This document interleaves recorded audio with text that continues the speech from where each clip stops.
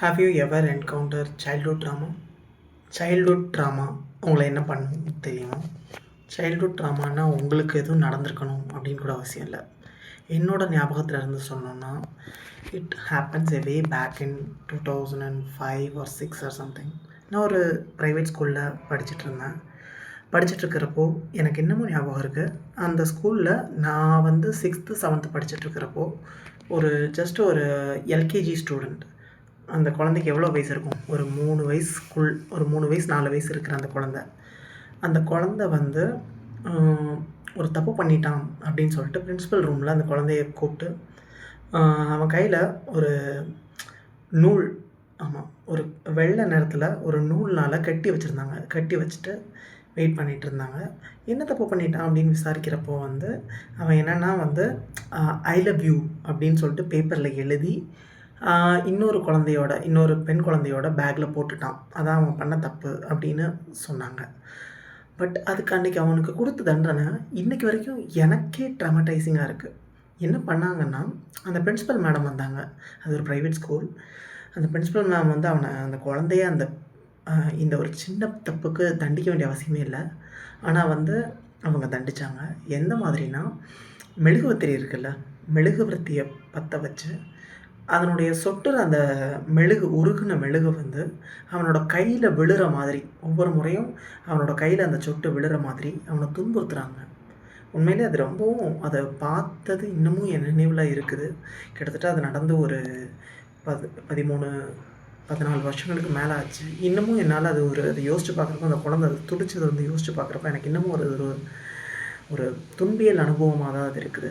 ஆனால் ஏன் ப்ரைவேட் ஸ்கூல்ஸும் சரி, ஏன் இவ்வளவு ஒரு கொடுமையான ஒரு தண்டனை? அந்த பையன் எதுவும் தப்பு பண்ணலை. அந்த பையன் தனக்கு தெரிஞ்சதை ஐ லவ் யூன்றதுனா என்னன்னு கூட அவனுக்கு அந்த 3-4 வயசில் தெரியாது.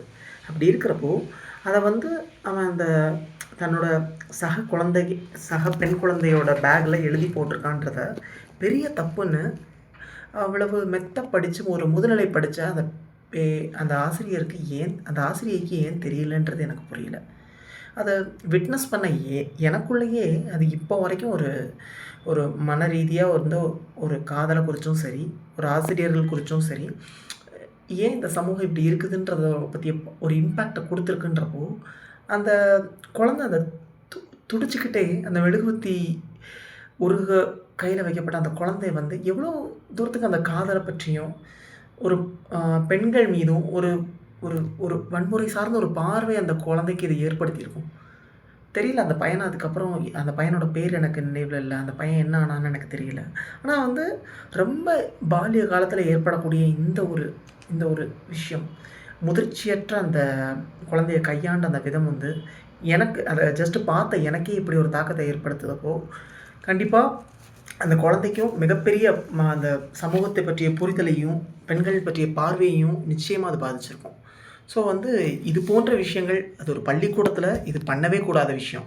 குழந்தைகளை கண்டிக்கிறதுக்கு எத்தனையோ நல்ல முறைகள் இருக்குது. நல்ல முறையில் கண்டிக்க முடியும். அதுவும் அந்த குழந்தை தப்பே பண்ணலை. அந்த குழந்தை ஜஸ்ட்டு அப்படின்னா என்னன்னே தெரியாத ஒரு பருவத்தில் அதை எழுதி ஒரு பேக்கில் போட்டது ஒரு குற்றம்னு சொல்லிட்டு அந்த அந்த தலைமை ஆசிரியை பண்ணது வந்து மிகவும் கண்டிக்கத்தக்க ஒரு தப்பு. அதை இப்போ யோசித்து பார்க்குறப்பவும் எனக்கு ஒரு காயப்படுத்துகிற மாதிரி தான் இருக்குது. நீங்களும் இதை மாதிரி ஏதாவது சைல்ட்ஹுட் ரிலேட்டடாக உங்களுக்கு நடந்ததோ, இல்லை உங்களுடைய நண்பர்களுக்கோ, இல்லை வேறு யாருக்கோ நடந்ததோ, அந்த வயசில் அது என்னன்னே தெரியாது. இது மாதிரி நிறைய அப்யூசஸ் நம்மளோட குழந்தைகளுக்கு எதிராக நடக்குது. அப்படி நடக்கிறத முடிஞ்சவரை உங்களுக்கு தெரிய வந்துச்சுன்னா 1098 அப்படின்னு சொல்லப்படக்கூடிய சைல்டு ஹெல்ப்லைன் அப்படின்ற நம்பருக்கு தயவு செய்து ரிப்போர்ட் பண்ணுங்கள். ஏன் இந்த டாபிக் இப்போ திடீர்னு திரும்ப ஞாபகம் வந்துச்சுன்னா, எனக்கு மிகவும் நெருக்கமான ஒரு நண்பரோட ஒரு குழந்தை எங்கள் ஊரில் என்ன ஆச்சுது, அந்த குழந்தை ரொம்பவும் சேட்டை பண்ணுற ஒரு குழந்தையாக இருந்திருக்குது. அந்த குழந்தை ஏதோ ஒரு 35 வயசு மதிக்கத்தக்க ஒரு பெண்மணியை வந்து ஏதோ திரும்ப திரும்ப தொந்தரவு பண்ணிக்கிட்டே இருந்துச்சு அப்படின்னு சொல்லிட்டு, அந்த குழந்தைக்கு ஏதோ ஒரு இரும்பு கம்பியால் சூடு வச்சுட்டாங்க அவங்க கன்னத்தில். இதை வந்து ரிப்போர்ட்டும் பண்ணலை. கேட்டால், ஐயோ நம்ம வீட்டு பக்கத்து வீடாச்சே, எப்படி சொல்ல முடியும் அப்படின்னு சொல்லிட்டு அவங்க அப்பா அம்மாவும் பெருசாக எடுத்துக்கல. ஆனால் இதை கேட்டப்போ எனக்கு யோசிச்சு பாருங்களேன், அந்த குழந்தையோட மனசு எவ்வளோ கஷ்டப்பட்டிருக்கும்.